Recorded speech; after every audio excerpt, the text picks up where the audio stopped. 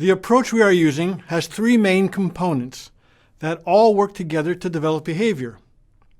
One part is called antecedents and refers to what we can do before a behavior takes place to make the desired behaviors more likely to occur. Another part is the behaviors and refers to what you can do to get the specific behaviors you wish. The third part is consequences, or what we do after the behavior is completed. Remember the ABCs. This lesson focuses on A, the antecedents. Antecedents and their role in changing behavior are less familiar than consequences, but they are critical to developing behavior. So what are antecedents? Well, antecedents are various things you can say and do that increase the likelihood the behavior will occur. Actually, antecedents can make behavior more or less likely depending on the delivery. Let us consider an example of antecedents from everyday life that influence our behavior. Have you ever said to your partner the following statement in a very sweet and innocent manner? If you really loved me, you would go to this family event with me. The "if you really loved me" part, along with your tone and expression, are antecedents that you hope will increase the likelihood of going to the family event. Of course, the wise partner may respond with his or her own antecedent and say, if you really loved me, you would not even ask me to go to another one of those family events. Whether that particular scenario is familiar or not, you get the idea. Antecedents, or setting events, which I will go into later, are all around us and are used routinely. But they are rarely used strategically in special ways to develop behavior and build the habits you would like in your child. So there are three types of antecedents that can play a huge role in changing behavior. The first type is easy and is referred to as prompts. Prompts are direct ways to guide behavior. Typically, they take the form of instructions that ask or tell someone to do something. Usually, prompts are verbal statements like, please put away your toys, but prompts can be physical and visual to directly guide the behavior you want your child to do. For example, you might say to your child, please brush your teeth before bed. This is a verbal prompt, which states exactly what to do. After the verbal prompt, you could walk your child to the bathroom, maybe holding his or her hand, and that would be a physical prompt. Now, depending on the situation, you may want to use modeling as a visual prompt by saying something like this. Here, let me show you how to brush your teeth. And you slowly model putting toothpaste on the brush and actually brushing. And that would be a visual prompt. In everyday child rearing, verbal prompts are used all the time in statements like, go to your room, start your homework now. Prompts are probably familiar to you, so let us move on to the other two types of antecedents that are less familiar but really interesting. The second type of antecedents are referred to as positive setting events. These are indirect antecedents that greatly increase the likelihood of a behavior.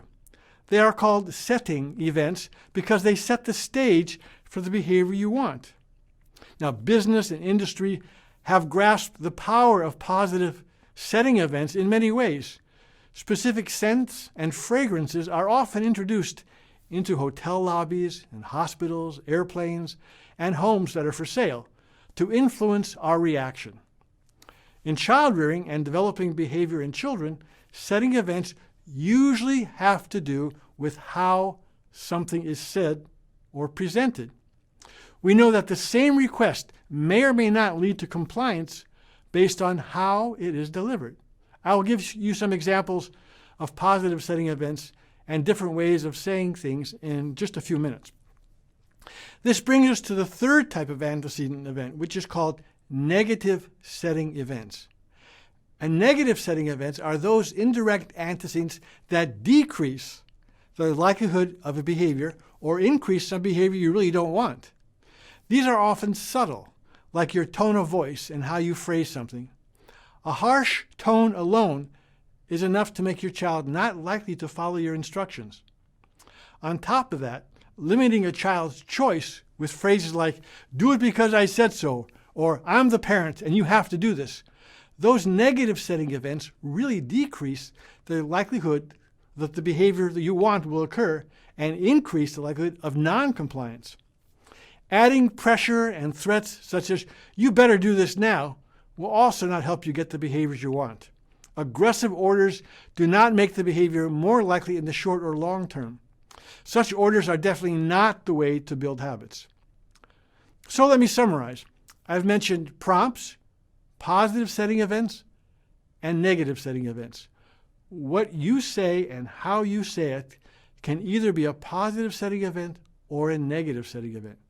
And changes in your delivery, in tone, volume, body language, can greatly increase or decrease the chances of getting the behaviors you would like to see in your child. Now that we have covered the definition of these terms, let us go into the specific key ingredients of helpful antecedents. You can increase the odds of compliance by using clear and specific prompts. Most prompts are too general, and that makes them less effective. For example, "Go clean your room." That's too general, and it's not as good as saying, "Pick up all of the clothes on the floor and put them in the laundry hamper," or "Pick up 5 pieces of clothing from the floor before you come down to dinner." You will not have to spell out all the little details all of the time, but when you are trying to develop a new behavior, it is a good idea to start out breaking it down exactly into the parts you would like to see.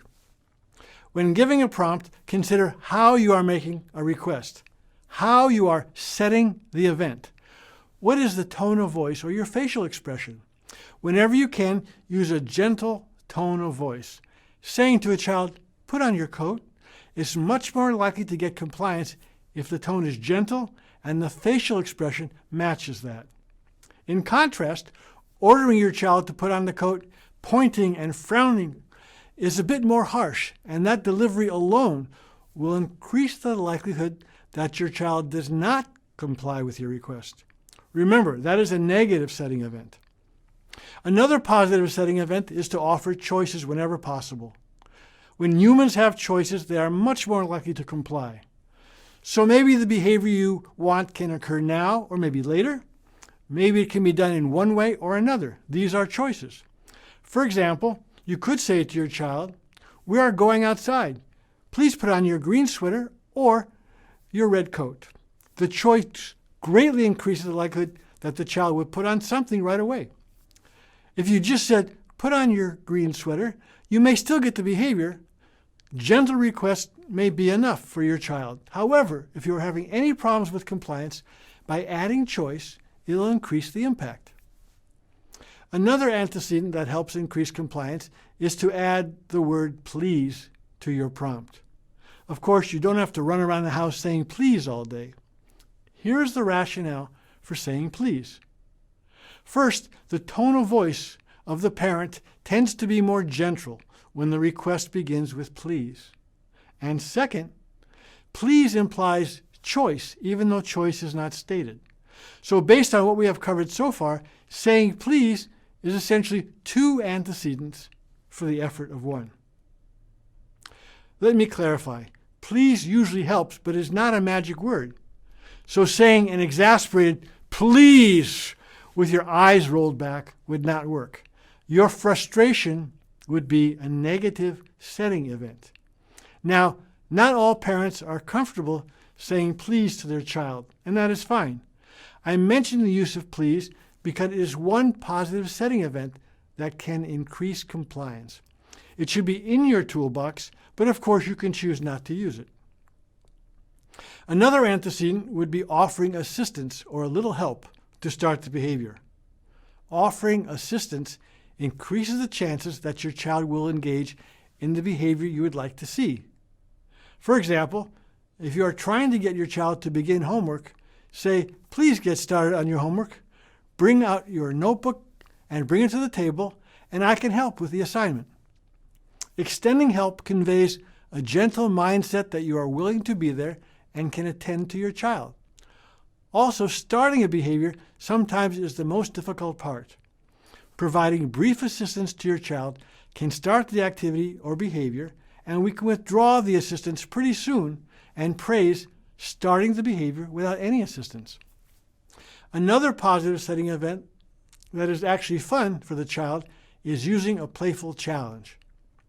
A playful challenge can help get the behavior to occur, and even to occur a couple of times in a row.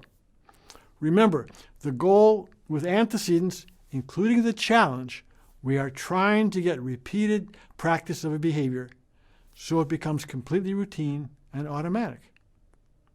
Here's how the challenge helps to do that. When a child does a behavior you wish, you say something like this with a very mischievous smile. I bet you can't do that again. I bet you can't do that twice in a row. No child could do that twice in a row until they're all grown up. Again, we're not just throwing out some random challenge, but using this for a behavior you want to develop. The more times the child actually does the behavior you want, the more habitual that becomes, and the sooner we can stop the program. So when you say, I'll bet you cannot do that again, most children will respond, oh yes, I can do that again. And they'll smile, and they'll try to persuade you to let them try. You let them do the behavior again, and remember to praise that effusively to lock in that behavior. So let me recap the antecedents you have in your toolkit. Let me use getting your child to go outside as our scenario. So to get that behavior to occur, use a clear prompt to outline exactly what you want to be done.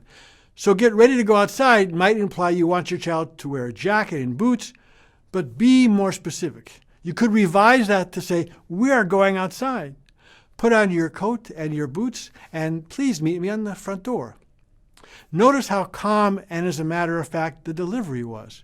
When you are trying to get a behavior and to develop a habit of doing that behavior, try to speak to your child in a calm, gentle tone with a facial expression that matches. Instead of projecting your voice to yell the prompt across the room, get closer to the child. Even bend down to his or her level to increase the likelihood of compliance. If gentle requests are not enough, try making a choice as part of that. You could say to your child, we are going outside. Put on your boots and green sweater or your red coat. It's up to you. Saying please might not be your style, but try adding please to your request and see if your child is more likely to follow your instructions. Going back over our example, you could say, please put on your coat and your boots because we're going outside now. Again, we want the behavior to occur so it can be praised and be locked in. An antecedent is like please can help get the behavior to occur. Similarly, the situation might not call for it, but try offering assistance if your child has not been complying with a particular behavior. Again, using our example, you could offer to help find the jacket in the closet or offer assistance in zipping up the jacket. Another antecedent you could try is a playful challenge to start the behavior to get him or her to do the behavior again. For example, you could say to your child, I bet you can't get your jacket and boots on in under 2 minutes. No child your age could ever do that. You would have to be a superhero to get your jacket and your boots on. All these are antecedents, things that you can do and say before a behavior, and they have been shown to increase the likelihood that the behavior will occur. Again, the purpose in mentioning all of this is not to change all of your prompts and setting events at home, but if you are having difficulty in getting the behavior you want, the use of antecedents can really help. Please also note that you do not have to use all of the antecedents at once. You can experiment with these different strategies to see which one works for you and your child. As with any of the tools we have discussed, there are questions that may arise. For antecedents, here are the most common questions. First, parents sometimes say, I give prompts all day, and trust me, they do not work. Common phrases parents use are, if I've told you once, I've told you 1,000 times, or you know what to do, just do it. Both of those prompts are extremely ineffective. Parents often give too many prompts too often, and that is called nagging. You may feel that you have to nag, otherwise your child will not do what you ask. If you tend to nag as a parent, well, that's called normal. But if you find yourself nagging your child, consider following more of what we have covered in this video. Gentle tone of voice, adding choice, and other positive setting events. Remember, prompts get the behavior going, but to get the behavior consistently, it has to be praised when it occurs. This is the critical consequence. A second question that comes up is, why do I need to use antecedents in this special way at all? Remember, for all of the videos, if your current child rearing practices are working the way you like and you're getting all the behaviors you want from your child, there's no need to use special techniques. You can keep the behavior change tools we have discussed in the toolbox. All of the videos are about situations in which you would like to be more effective in changing particular child behaviors. When you want help to instill a particular behavior, you can pull one of these tools from your behavior change toolkit. These tools are different ways of applying antecedents, crafting the behaviors, and providing consequences, the ABCs. For example, saying please or adding a playful challenge might not be intuitive, but these prompts and positive setting events can be extremely powerful in initiating the desired behavior. Finally, parents often ask, how long do I have to keep giving these special prompts? Of course, at some point, we want our children to do the behaviors without having to be there or give any prompts or reminders. If you prompt the behaviors to get it going and praise the behavior when it occurs, you will eventually establish the positive habit. There is no way to say exactly how long you'll have to use these prompts and the consequences for any given behavior. The key is how often you can praise the behavior. More practice locks in the behavior. If you see the behavior when the prompt is given, be sure to praise that. If you see the behavior when the prompt wasn't given, really praise that. I did not even ask you to do that, and you started your homework right away. That is great! Depending on the behavior, the unique features of your child, and the opportunities for praise, the need for more special prompts could be between 1 and 3 weeks. It's hard to say. The tools are designed for short-term use, but they lead to long-term change. Let me close by commenting on the use of the tools we are discussing in this course. Each video discusses a tool to change behavior, but more than one tool can be used to make the change you want. Antecedents can be extremely effective in getting the behaviors to occur, and that is one set of tools. Yet they are rarely used in a systematic or special way that will develop long-lasting new behaviors. I hope you practice using antecedents so the special prompts and positive setting events become more natural for you. I will outline a practice exercise in the next video so you can work on effective antecedents. You will hear this many times in this course. Remember to practice praising behavior that you want whenever you can. You might be surprised at the result. Combining antecedents and consequences and using them consistently will get the behavior you wish to be practiced repeatedly. We are discussing a temporary procedure, and you use them for a little while to get the behaviors of the child that you seek. The behaviors continue after you stop. We will have more tools in other videos.